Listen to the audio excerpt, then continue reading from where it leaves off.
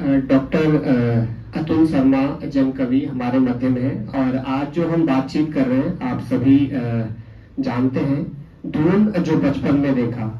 तो प्रश्नों का सिलसिला प्रारंभ करते हैं। अंत में आप सभी के मन में जो भी प्रश्न होंगे वो भी लिए जाएंगे और सर उसके बारे में बात करेंगे। तो सर बहुत बहुत स्वागत है आज के कार्यक्रम में। धन्यवाद। तो सर पहला प्रश्न है मेरा कि आपके जो जनगीत है देश भर में गाए जाते हैं और अभी तक आप लगभग 40 से अधिक पुस्तकें लिख चुके हैं, जिसमें मेरी जानकारी में उपन्यास, कविताएं, कहानियां, इस तरह की पुस्तकें हैं। तो प्रथम बार ये आत्मकथा दून जो बचपन में देखा, ये लिखने का आपके मन में विचार किस प्रकार आया? बहुत अच्छा सवाल कर दिया आपने।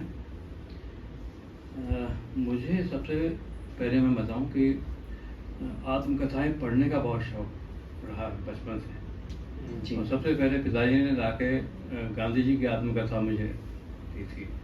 उसकी जो निर्भीकता थी, उसकी जो स्पष्टवादिता थी और एक खास तरह की प्रतिबद्धता थी, उसने बहुत प्रभावित किया था। और उसके बाद आत्मकथा लिखने का एक सिलसिला जो चला, उसको मैंने पढ़ा। मैंने किताबें बहुत पढ़ी, लोगों को बहुत पढ़ा और मुझे लगा कि आत्मकथाएं वो सब कहने की हिम्मत रखती हैं जो हमारे साथ घटा है। आईना होता है, वो दर्पण होता है। जैसे सामने हम अगर खड़े होते हैं तो हम वैसे ही होते हैं जैसे हैं, लेकिन ये बहुत मुश्किल है। जब मैंने लिखना शुरू किया तो मैंने कहा ये तो बहुत कठिन कार्य है, मैं इसको कर पाऊंगा कि नहीं कर पाऊंगा, ये बहुत आसान काम नहीं है। तो मैंने इसको प्रक्रिया को जब करना शुरू किया तो एक बात दिमाग में सिर्फ आई, जब मैं जहाँ मूर्तियाँ लगी हैं इस चौराहे पर, टैगोर जी की या बुद्ध भगवान, वहाँ पर कला केंद्र के सामने खड़ा हो गया और कला केंद्र को देख के मुझे लगा कि ये तो पुराना देहरादून है। यहाँ ये जिन्होंने भी बचा के रखा है उनके लिए हमें ताली बजानी चाहिए आज। मुझे लगता है कि देहरादून ऐसी बहुत जगह से बचा हुआ है। वहां से ये सिलसिला शुरू हुआ और मुझे कई बातें याद आती रही। और मैं बहुत स्पष्ट कर दूं कि ये इतिहास नहीं है, ये आत्मकथा है, ये स्मृतियां हैं और सबकी अपनी स्मृतियां होंगी।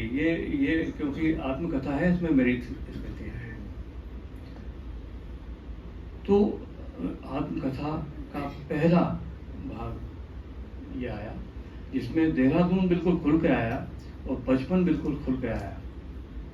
और इसमें बचपन के साथ मैं खेल रहा हूँ, क्योंकि देहरादून की गोद में तो हम लोग खेले हैं, तो ऐसा लग रहा है जैसे कि इस किताब में हम लोग खेले हैं।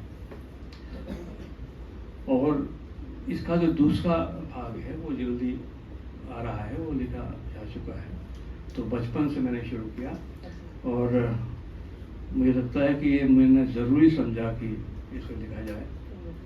आत्मकथा लिखने के लिए जब मुझे किसी ने कहा था तो मुझे बहुत डर लग गया था, क्योंकि इतना लंबा समय है और इतने लोगों के साथ बढ़ना जुलना है, उसको लिख पाएंगे कि नहीं। जब ये लिखा तो मुझे सहज लगने लगा। ये कारण हो सकता है। तो ये पुस्तक जब मैंने पढ़ी सर, तो मैं देहरादून आना जाना इसी शहर में हम लोग रहते हैं। तो पुस्तक पढ़ने के बाद मुझे लगा कि आप किसी अलग सी दुनिया की बात कर रहे हैं। जो रूपरेखा देहरादून की इस पुस्तक में है वो आज तो कहीं नजर नहीं आती है। तो मेरा अगला प्रश्न आपसे यही है कि जैसा देहरादून पहले था आज तो नहीं है, तो आपके उस पूर्व के समय की दून की और क्या क्या स्मृतियां हैं? अगर आपको ऐसा लगा है और आपको लगा कि जो चीजें हैं वो ऐसी हैं जैसी कल्पना लोग की कहानियां हों, तो इसका मतलब मैं सफल हो गया हूँ। वास्तव में अगर मैं कहना शुरू करूँगा, आप सब लोग तो यहाँ बैठे हैं जिन्होंने देखा है, भाई साहब बैठे हुए हैं सबसे पीछे, उनको मैंने पहले ही सैल्यूट कर दिया था। मैंने देहरादून में बाउंड्री वॉल्स नहीं देखी बचपन में। ये एक ऐसा शहर था, मैं आत्मकथा की बात कर रहा हूँ, मैंने बचपन में कभी बाउंड्री वॉल नहीं देखी, चाहे वो एम एन रॉय की कोठी हो, चाहे राजा महेंद्र प्रताप की कोठी हो, चाहे जोहरा सहगल जहाँ रहती हो उनकी कोठी हो, चाहे किसी का भी घर हो, मकान हो, उसमें बाउंड्री वॉल मैंने नहीं देखी भाई साहब। उसमें हेजेस हुआ करते थे, झाड़ियाँ हुआ करती, यानी ग्रीन हेयर्स और ग्रीन हेजेस और ग्रे हेयर्स का शहर इसको कहा जाता था, वो प्रसिद्ध था। और उस झाड़ियों के रहने से वो पूरी कोठी और पूरा समय किस तरह का लगता था, ये मैं आज कल्पना ही कर सकता हूँ। और क्योंकि हमने वो जिया है तो बहुत खूबसूरत समय था। उसकी जगह दीवारें आ गई। दूसरी जो चीज़ में याद आती है, ये नहरों का शहर था। जहाँ हम रहते हैं उसके साथ साथ नहर जाती थी। और बल्कि विनीत भाई बैठे हैं, उनको सब याद आ रही, मुस्कुरा रहे हैं, वो मेरे बचपन की साथी हैं। और वो जो नहरें थी वो देहरादून में ही नहीं, मेरे घर के सामने ही नहीं, मतलब पूरे देहरादून में आपको बहता हुआ पानी दिखता था।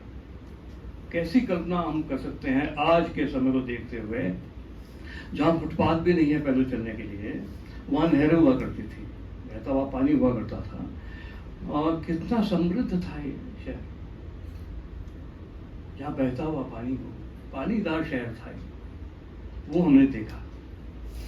और एक बात जो इसमें और मुझे याद आ रही है, वो ये है कि हमने कभी बचपन में खरीद के फल नहीं खाए। ये सच है। ये ऐसा शहर था, बद्रीपुर से ताई जी जो हैं वो आम बेच रही हैं, कहीं से चाची जी लीची बेच रही हैं, कहीं से पुलाव आ रहे हैं। हमारे तरुणावस्था तक ये कंसेप्ट था ही नहीं कि फल खरीद के खाए जाते हैं। कोठियों में आप बैठे, आपको तो पता है सारा, कोठियों के बाहर जो बाग लगे रहते थे आम और लीचियों के, उनकी एक अपनी अलग संस्कृति थी। और बाग थे तो चिड़िया भी थी, और बाग थे तो बागों की रखवाली करने भी लोग आते थे। एक रस्सी लगाते थे ऊपर, टीन में टन टन टन करते थे, जिससे वो पंछी भागते थे। आपको याद होगा। और हम लोग बाहर मसले लगा के सोते थे।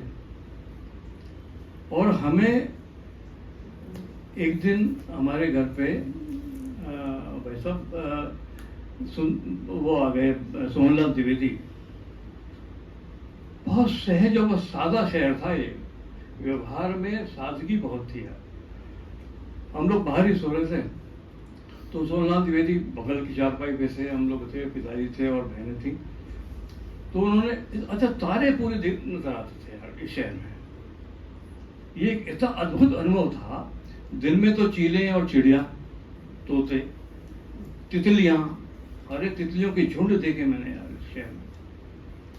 किस तरह का ये शहर था, इसको लिखते समय मैं रोमांचित हुआ, मुझे अच्छा लगा।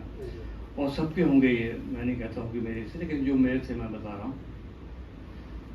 रात को तो तारे पूरे नजर आते थे। तो सोहनलाल द्विवेदी ने हमें कहा कि बुला के, तुम्हें ये दिख रहा है कि एक 4 तारे इधर हैं, फिर एक पूरी टेल की तरह से है, तुम्हें पता है कौन सा है, क्या है? तो हमने कहा जी हमें पता नहीं है, बहुत छोटे थे हम लोग। तो उन्होंने कहा ये सप्तऋषि हैं।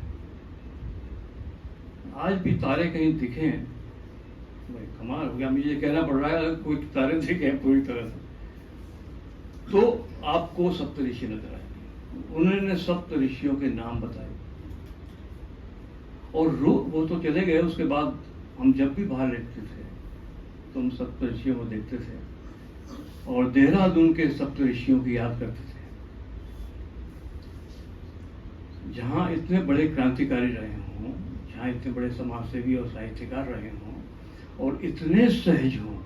हमारे घर में नीचे ही बैठ के होती थी, दरी रहती थी और नीचे गोबर से लिपा रहता था, बहुत अच्छी साफ सुथरा, और नीचे बैठते थे। नीतू को तो याद होगा, वहाँ पर जो सब लोग आया करते थे उसमें महावीर त्यागी थे, उसमें किस किस का मैं नाम ले, चंद्रावती लखनपाल जी थी, बहुत सारे लोग आते थे, नीचे बैठते थे। मीटिंग होती थी, बहुत गंभीर बैठकें होती थी, बड़ी पारिवारिक। और एक बात और मुझे याद आती है कि इसमें हमारे चाय का कोई रिवाज बहुत ज़्यादा था नहीं। हमारे घर के आसपास और हमारे घर में जो फल लगे रहते थे, जैसे आम थे, तो आम को एक बाल्टी में रख दिया गया और चारों घर लोग बैठे और चाकू का कोई कंसेप्ट नहीं था, उसको चोक निकाल के उसमें चूस रहे हैं और सामने ही नहर बह रही है, उसमें हाथ धोने रहे हैं। तो ये वो लोग थे जो लोग इतिहास में और साहित्य में बड़े नाम हैं। उनमें से एक नाम मैं ले सकता हूँ,